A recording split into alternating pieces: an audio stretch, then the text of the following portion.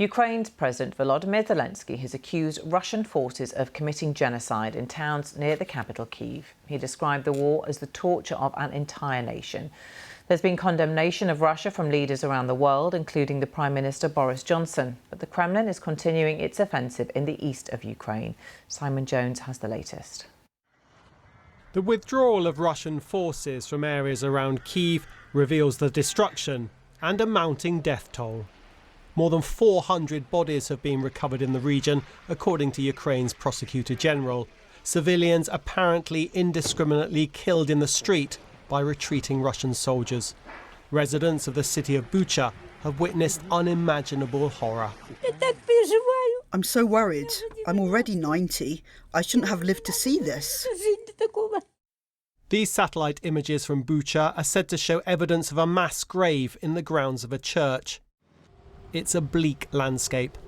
Boris Johnson says Russia's despicable attacks against innocent civilians are yet more evidence that President Putin and his army are committing war crimes.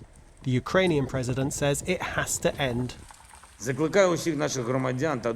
call on all our citizens and friends of Ukraine in the world who can join this work and help establish justice to do so. The world has already seen many war crimes, at different times, on different continents. But it is time to do everything possible to make the war crimes of the Russian military the last manifestation of such evil on earth.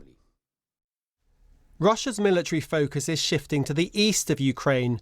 New footage from Mariupol shows the devastation caused by more than a month of shelling. And this is what remains of a theatre used as a shelter which came under attack. Hundreds are feared to have died. You saw these pictures, you saw these videos, and we see that Russian army, they are not human beings. I don't know who they are. Are they animals? Are they orcs? Or who they are? I don't know. How it's possible to do this, I cannot even imagine. Tens of thousands of people remain trapped in the city, struggling to find food and water. There is now an exodus underway from the city of Kramatorsk. Emotional farewells. People here fear Russia could soon attempt to besiege the city, making it a second Mariupol.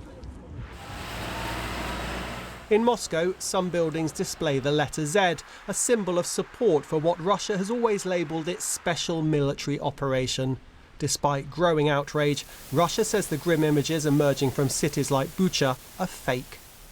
There is condemnation of the Kremlin's actions from leaders around the world, with the threat of further sanctions, a call for President Putin to face the consequences. But despite all the political pressure, the war goes on. Simon Jones, BBC News.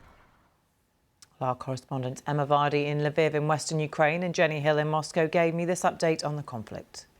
Very strong words from Mr. Zelensky overnight, accusing Russian forces of a deliberate massacre of civilians in these towns around the capital, Kyiv. And he said he's moving very quickly now to see if alleged war crimes can indeed be prosecuted here in Ukraine. Mr. Zelensky said he's putting together a specialist team of investigators, of judges, of prosecutors. That process, he says, will begin immediately to gather evidence and prosecute if it is possible to do so. And we saw this surprise video address from Mr. Zelensky last night, which was played at the Grammy Awards, in which he was making another passionate plea, asking world leaders not to stay silent on this. But as these terrible images from towns emerge, world leaders have not been silent. There has been outrage, there has been condemnations from many countries who are saying that these alleged atrocities must now be properly investigated, which will take work by experts on the ground in the days ahead.